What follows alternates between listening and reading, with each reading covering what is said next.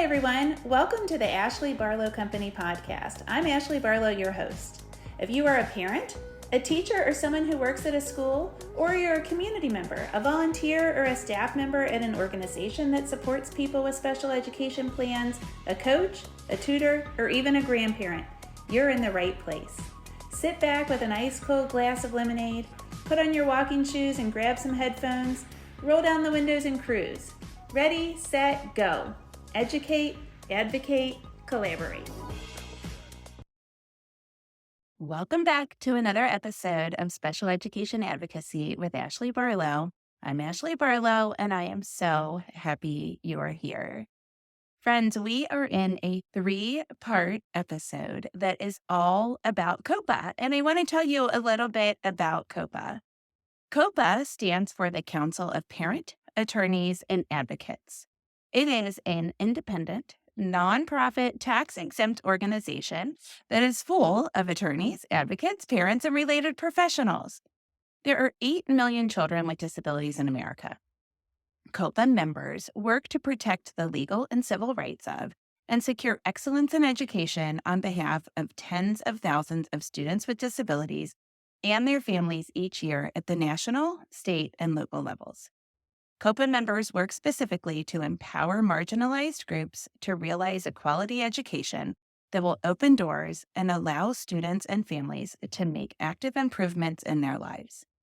With an active community of over 3,100 members nationwide, including yours truly, each of whom represents families of eligible students and many of whom who have lived experience. COPAA is at the forefront of special education advocacy. I am a very proud member of COPAA. I love the COPAA conference and many COPAA trainings and resources online. I have many friends that work at COPAA, and I am so excited to introduce you to a few of them in this series. We're going to get started with Denise Marshall, who is the CEO of COPAA. Then we are going to talk to Amy Bond, who is a collaborating attorney. And we will finish up with David Jefferson, who is the president of the board. I hope you enjoy this little series that we have on COPAA. Today, we welcome Denise Stile Marshall to our podcast. Denise has led the Council of Parent Attorneys and Advocates, otherwise known as COPAA, since 2005. She graduated from Johns Hopkins University with a Master of Science in Applied Behavioral Science. Denise has over 40 years' experience in the field of disabilities and a variety of support, management, and advocacy capacities. She has a wealth of nonprofit association management experience and is a dynamic trainer, experienced in leading sessions for participants of diverse abilities and experience levels. Prior to becoming the CEO of COPAA, Denise was the Director of Training and Educational Outreach for the national organization TASH from 1995 to 2005, the Program Manager and Trainer for Maryland Leaders in Disability Policy, and a Positive Behavior Support Specialist, and the Director of the National Training Center for the Kennedy Krieger Institute in Maryland, among other consulting and management positions. Denise's specific areas of interest are civil rights to quality education, positive behavioral supports, prevention and the reduction in the use of restraints, abolishment of seclusion and aversive techniques, family supports, grassroots advocacy, self-advocacy, and experiential learning. Denise and her husband are the parents to 2 children and have 3 grandchildren, one of whom has Down syndrome. Denise and I have an awesome conversation here. I can't wait for you to tune in. Yay. Hi, Denise. Hey, Ashley. Thanks for having me on today. Yes. I'm so happy that you're here. I'm a total COPAA geek, and we have the Queen of COPAA here. I just gave you that name. Does anybody call you the Queen of COPAA? No, nobody does. I have to say you're the first. Your Royal Highness. Let's start then, Denise, with your real title. I'm going to let you introduce yourself. Why don't you tell us about yourself, your work, what brought you to the disability community, to special education advocacy, and to COPAA? Okay, well, first of all, I am the CEO of COPAA, and COPAA for those of you who don't know, stands for the Council of Parent Attorneys and Advocates. So I'm sure we'll get into a little more about what that means. But this is my 19th year as the head of COPAA. And I came to this field because I was working in Baltimore at the Kennedy Krieger Institute, which is, some people in the area might be familiar as a medical hospital for kids with disabilities, and as a positive behavior support specialist. So I'm going to date myself here, but I was on the first demonstration grant through the Administration on Developmental Disabilities around positive behavior support. And that was in the 1990s when it became, I like to say it was at that time still small letters positive behavior support and not capitalized, Right. which it Yeah. is now, So anyways, I was young and right out of college and working to keep kids with the most challenging behaviors in their schools, in their classrooms, and saw amazing things happen for students with autism and students with Down syndrome who, when we truly took the time to listen, could find out what they needed and to keep them in their seats and learning with their peers and staying in their homeschool if possible. So that just really got me involved and invested in the field. And from there, I went to work at TASH, which is another organization like COPAA, a national network of members, but focused solely on the issue of inclusion and on maximizing student support. So there, and I began my family. I had a son who had an IEP briefly for speech services, and continued, doing positive behavior support things and running the TASH conference and doing all of their educational outreach and technical assistance. And then 19 years ago, I came to COPAA, and that was a part-time position. We had maybe 700 members, and we now have almost 3,400 members. And of course, there's myself full-time as well as 7 or 8 other folks working for COPAA. And now I am the proud mother still of my 2 children, but also of my grandson, Leon, who's 11 and has Down syndrome, and my other 2 grandchildren as well, who are 10 and 7. Oh, So aren't you lucky? back into the fray in a different way, the grandma. I'm in that like weird middle age where I just stare at babies at restaurants and in the grocery store, and like I'm super close to just going and picking up a baby. So yes. Right. Well, yeah, my daughter has all 3 kids right now, so my son is the focus of our "When are you having a baby?" Yeah. question. Yeah, we need more. Babies in volume is even better than a couple of kids. Oh my gosh, That's right. that's great. You know what is, I think, so wonderful about your experience, Denise, is, and we talked about this a little bit before we hit record, is that you came from that practitioner space, and you came from the space when it was lowercase letters, before things had these like catchphrases. And so something that I see really prevalent in you and in the leadership at COPAA is this true believing in this like gut, whole body belief that we are doing right, that inclusion, the most inclusive environments are right, and that we can support children. We aren't trying to get children to fit into environments. And I think that's like a big value of COPA's that is really reflected in the folks that work there with you. Good. Well, thank you. I appreciate that, and I I do feel that way. Yeah. Absolutely. Yeah. Every child can learn. And it's actually interesting, the whole issue of inclusion. Somebody asked me the other day, don't you think that insisting on inclusion is just another form of ableism?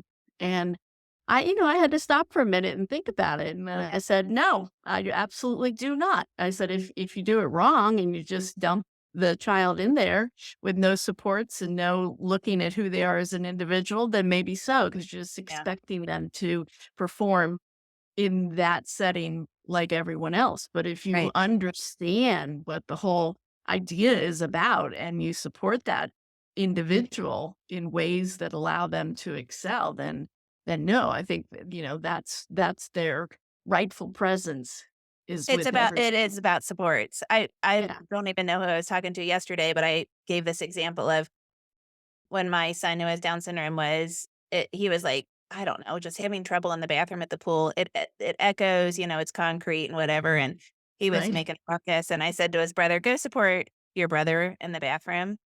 And the front desk worker or somebody was like, "Ah, that's funny, support." And I was like, "No, that's really what I mean. I don't mean yell at him. I don't mean go yank his bathing suit up for him or whatever he's doing. Like, shut him up. Right. I seriously mean go support him. Like, go investigate what is going on and Right. see what he needs, like, Yeah. not see what you can do to him, see what he needs from his environment, and you're gonna be part of that environment. And, like, that takes more patience, but it is way more human-centered, and that's Absolutely. how yeah, so that inclusive mindset is definitely present and prevalent in the organization. So let's talk a little bit more about COPAA. You gave us what the acronym stands for.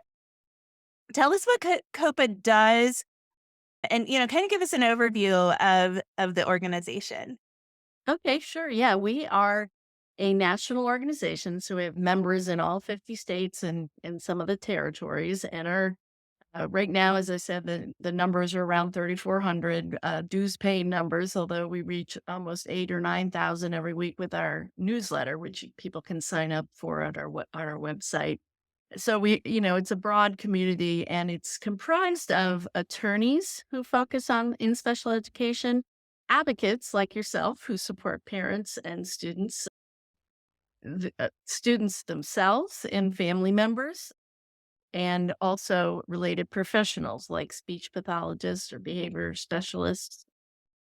Somebody said to me the other day, "Oh, so you got your start in this field as a BCBA? You're a BCBA?" And I said, "No, no, no. Those letters, alphabet letters, did not exist 30 years ago. Right. I was Right. just in the classroom supporting kids." Yeah. So we have a lot of members who work in the field also who really are believe as we do that every child can learn and that we've got to make sure that they have the supports and services that they're entitled to and that they need to make meaningful progress in their educations.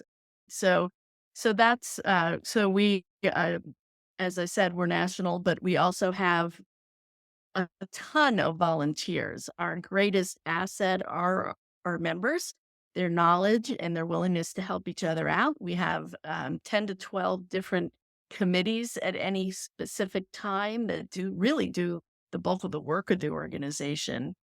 In addition to all of the members that work to put on our training, they all volunteer their time to teach our training classes, to head up our committees.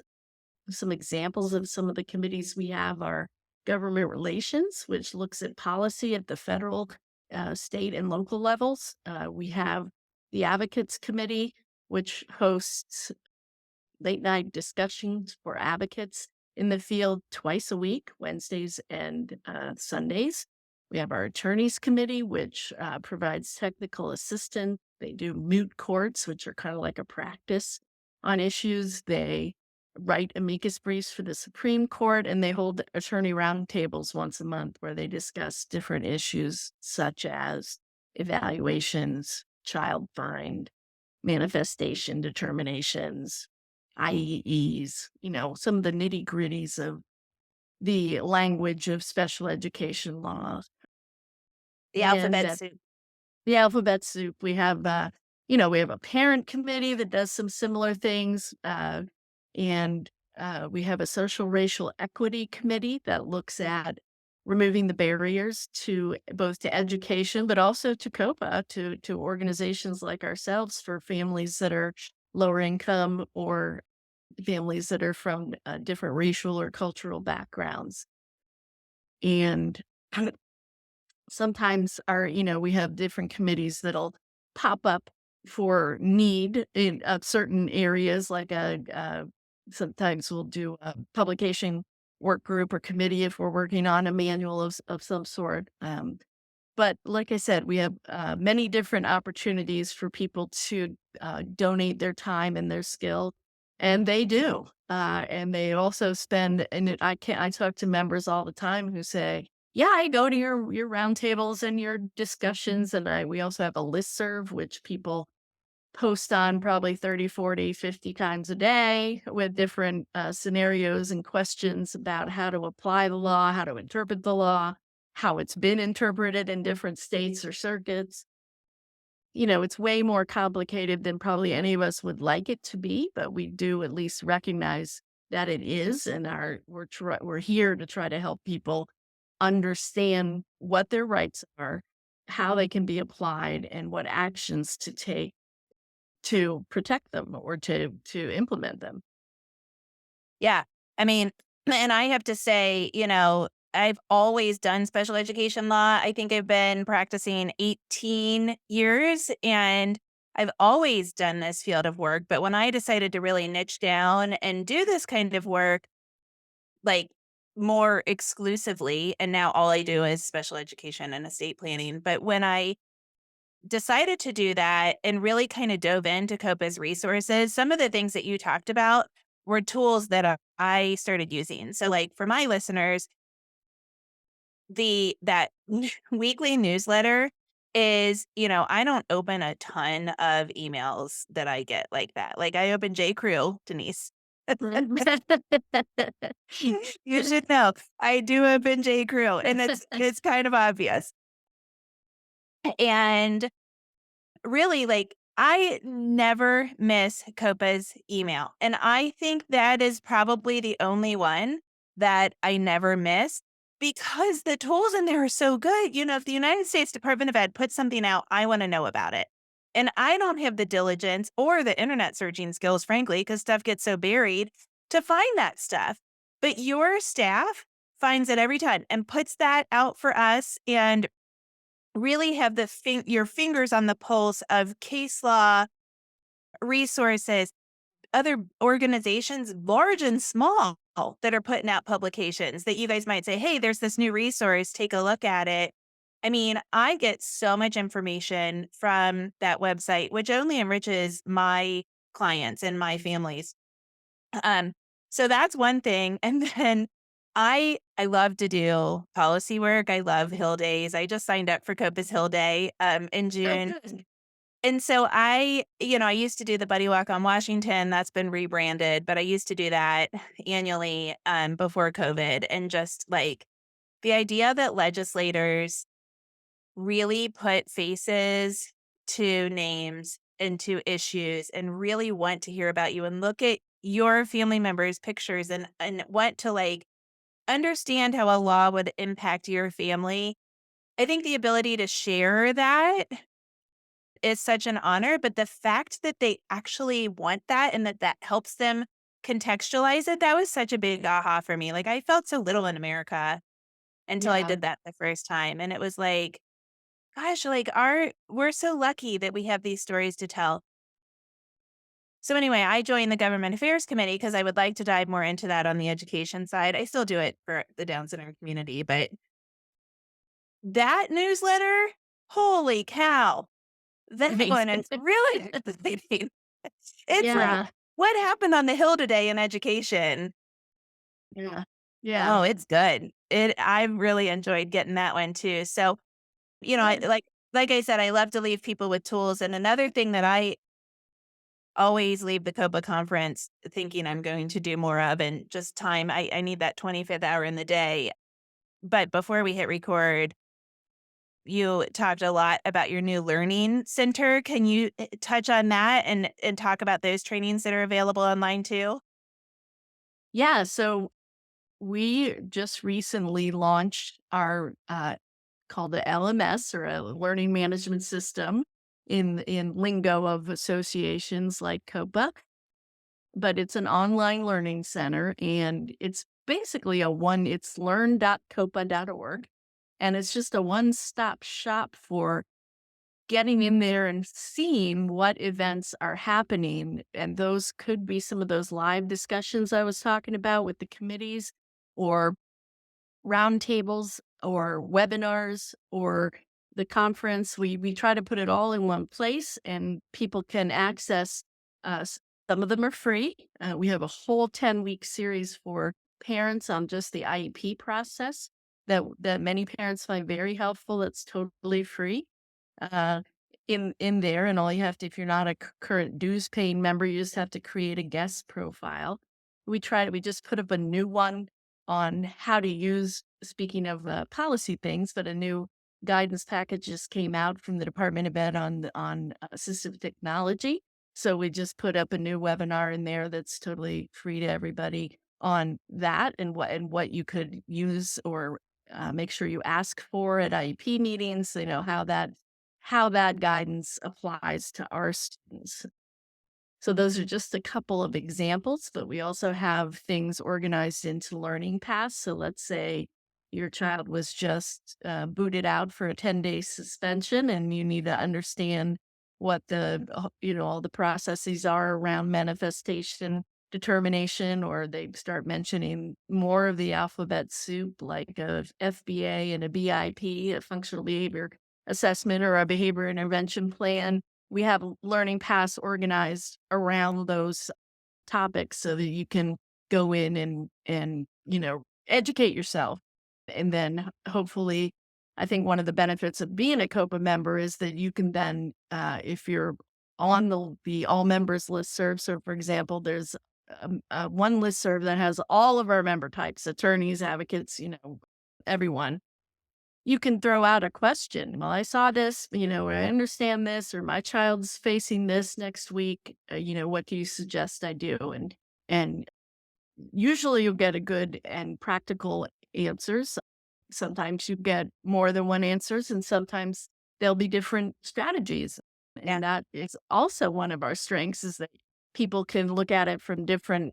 There's no magic wand for any of this, unfortunately, no prescription, but there are tried and true strategies that people will share, and that hopefully give people the tools and the confidence that they need when the next time they go into an IEP meeting.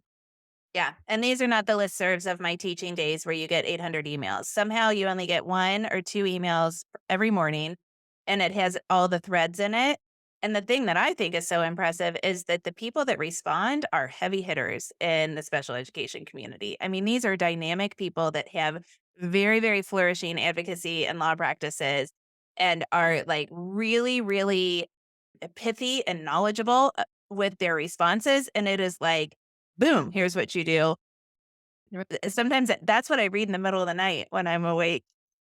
Yeah, I know Like a people big tell me nerd. all their habits by the middle of the night. It's my morning coffee. It's my Yeah.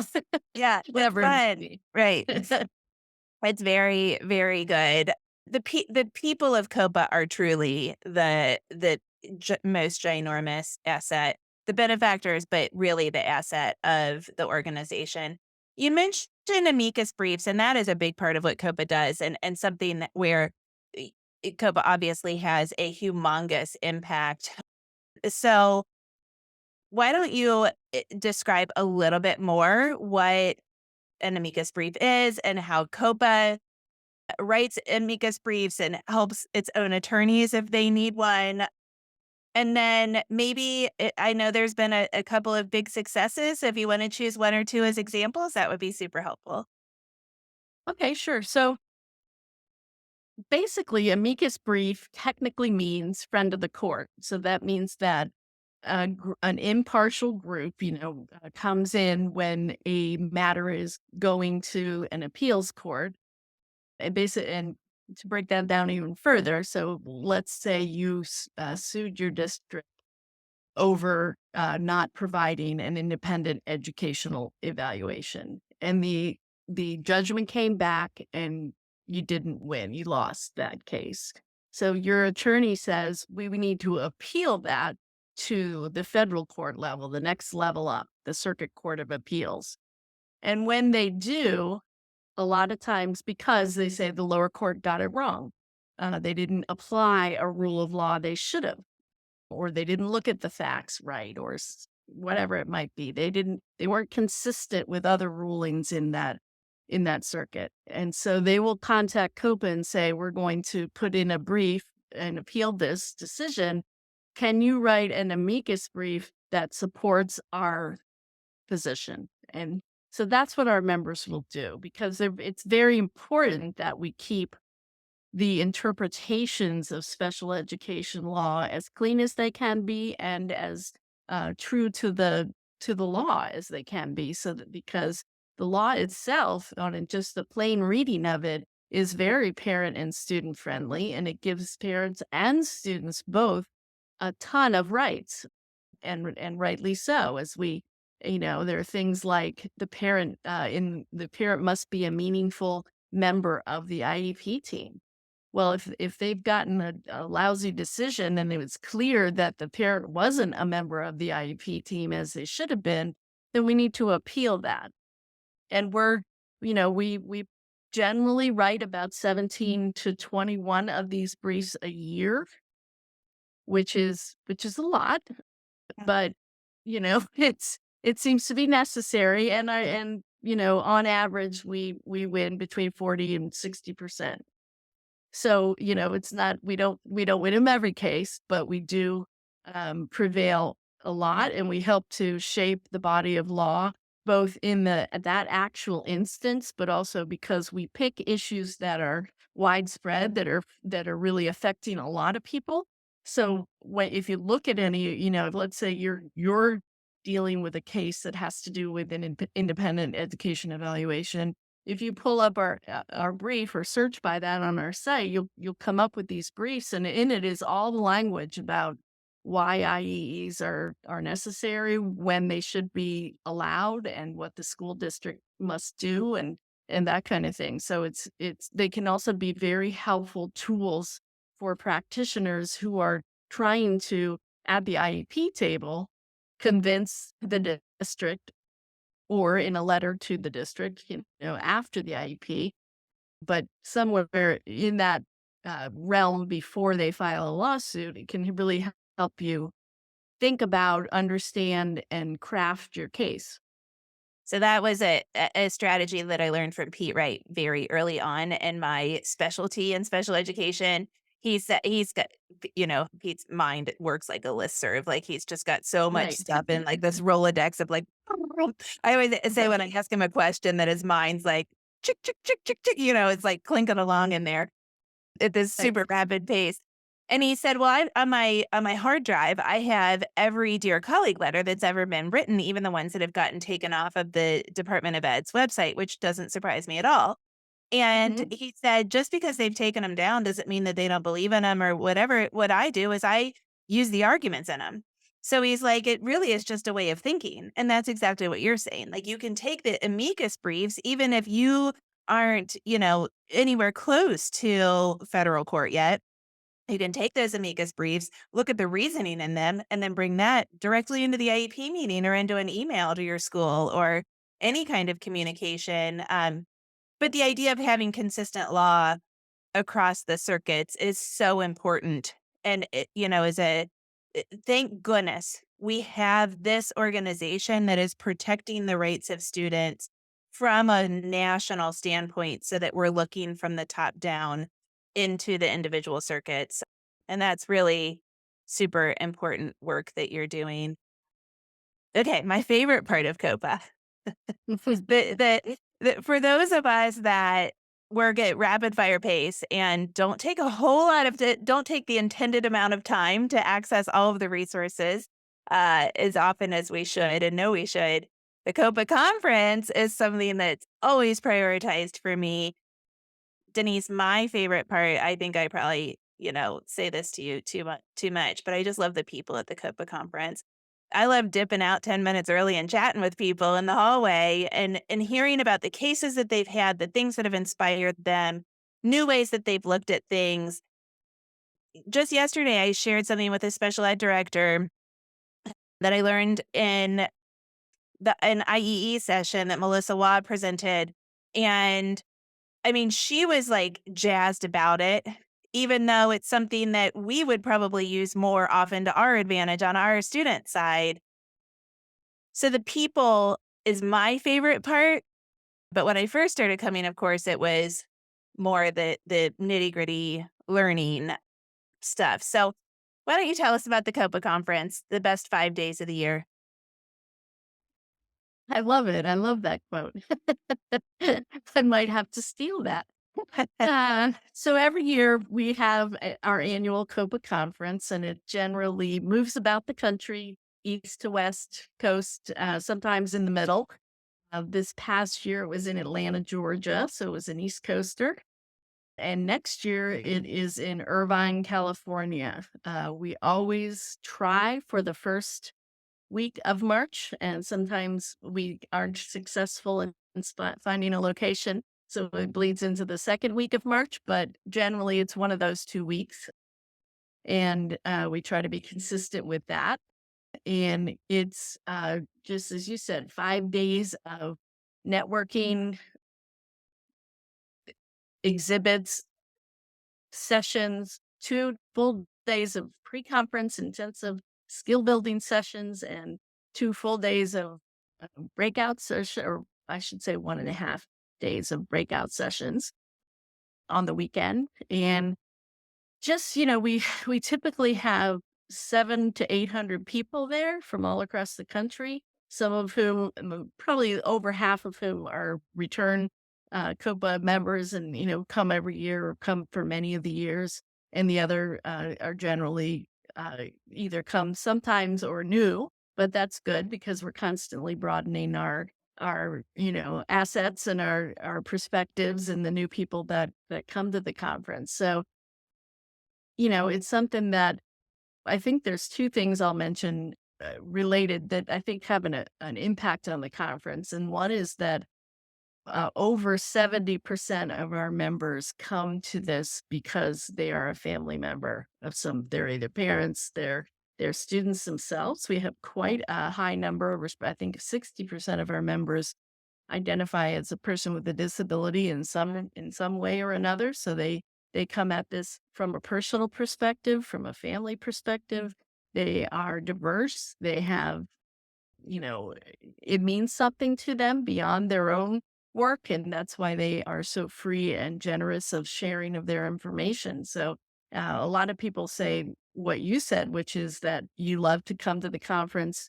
The sessions are great, and people do submit RFPs. So the majority of them are COPAA members teaching other COPAA members. We don't pay any of our speakers. We don't, we just invite them, give them the forum, and be very thankful that they're willing to share of their expertise and for other COPAA members' benefits and to sustain the organization. I mean, we're very reliant on their generosity and their volunteerism.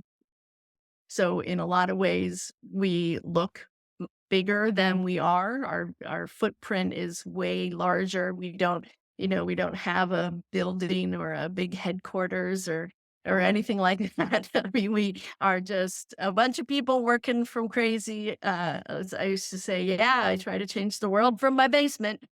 But I graduated. I'm upstairs with a view. Oh, wow. Well, I'm in a converted TV room that never got converted. Well, So there you go. like those teacups right there, those were the centerpiece at my wedding. And I never moved the things of my background. So I always say Jack's like the good cop, bad cop. If you look over my shoulder, he's definitely the bad cop. And it's a terrible placement for a picture, but I just never did anything. Yeah. That's funny. Yeah. So anyways, I think that, we are I think our membership is down to earth. People are, Yeah.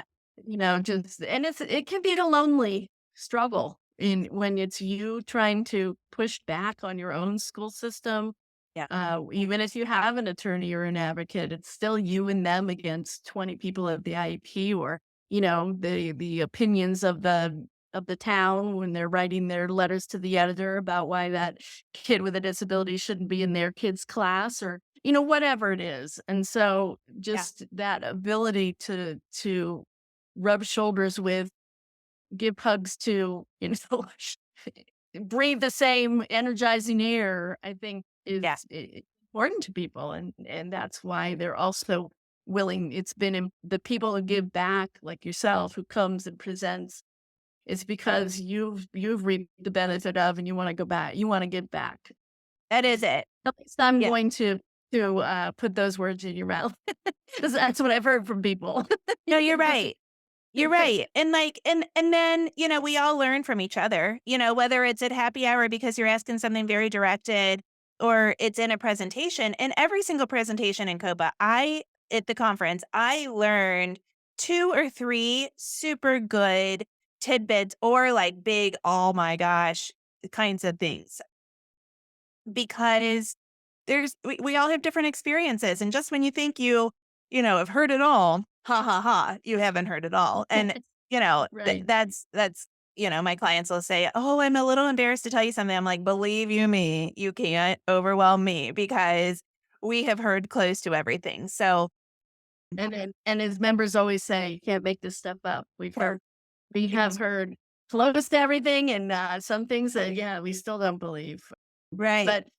But I think too that one thing that I know is different about COPAA conference is that we have, well, first of all, we have an 8-person team that are COPAA members that review every proposal, and then they pick from them the ones. So they all have to agree, and that's, I think, one of the things that can sometimes, when you're trying to push something through COPAA or you submit a proposal, you don't necessarily understand is like not just one person making the decision. There's a whole group of people across the country who have to see the relevance and see the application. And then once the materials are submitted, they're reviewed by 2 attorneys in our group, and sometimes they push back and they ask for edits, and so we know exactly what is being presented at our conference. I mean, I know I've presented at other national conferences where they never even asked me for Right. my materials or what I'm other than Right. accepting the proposals, which I It's always find legit. interesting.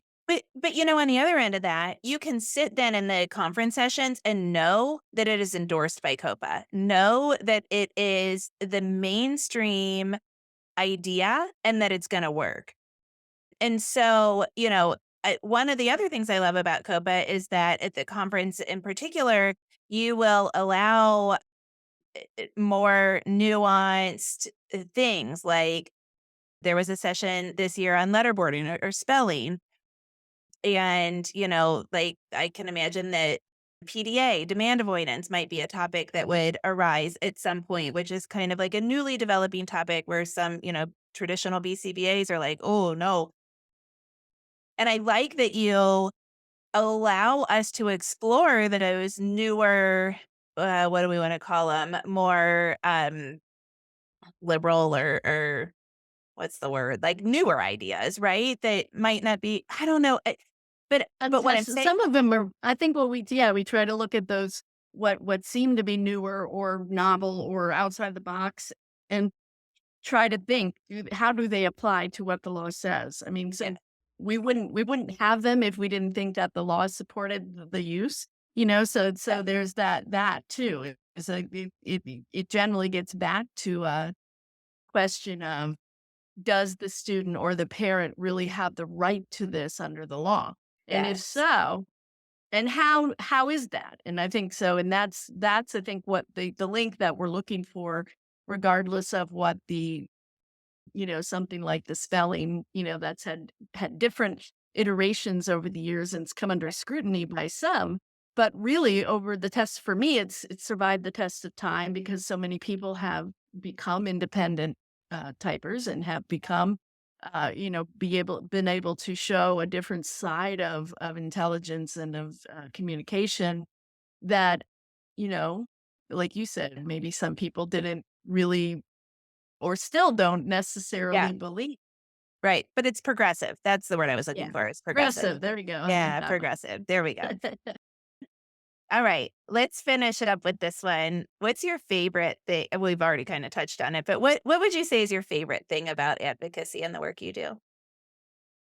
Oh, just seeing the difference that it makes in a child or a family's life. Just to, we've all been in a situation where we've been struggling with something that's and it's your child and it's their well-being and it's their future. You have it all sitting on your shoulders. And so being able to really see a child make progress, being able to see them not struggle anymore or really shine through with their skills and their it's the best, and then it reverberates through to the family because then they feel better. They feel like they did something, that they accomplished something, that they could make a difference, they could make a change. And just recently we've started to also at the same time we're holding the COPAA conference, we hold our student rights initiative.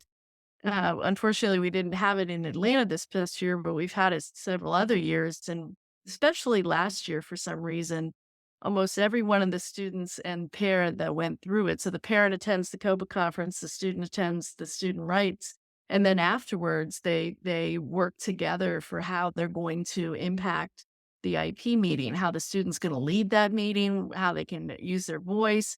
And they're just the stories of how empowering that was and how it really made a difference in their life. And, I'm using some of our members' words, but it just, they said it just felt so right. It felt like we felt strong. My son, realized he could do this. He could, make a career. He could go back to school, that kind of thing. That's what it's all about. And I think that's what Yeah. we're all here for. Yep, that's right.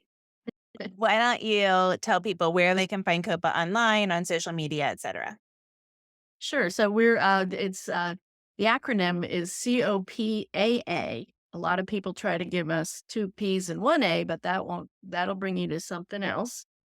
So it's COPAA.org is our website. And on the website, there are links to the, TikTok and X, and not TikTok. We haven't gone to that one yet because Instagram, though, right? Yeah, Instagram, X, LinkedIn, and Facebook. Those are all the social media channels that we are using right now. And as I said, if you go to the COPAA website, you can click on the join button. If you're not ready to be a paid member, you can just be a guest member and at least get the weekly news. We have a $5 membership scholarship for any category of member. We don't want anyone to not be able to join COPAA because of financial barriers. So there are prices listed for each member category, but anyone is welcome to submit for the membership scholarship. That's awesome. Denise, thanks so much for joining us. Oh, thank you, Ashley. I really appreciate your time and focus on COPAA for this episode and for all that you do.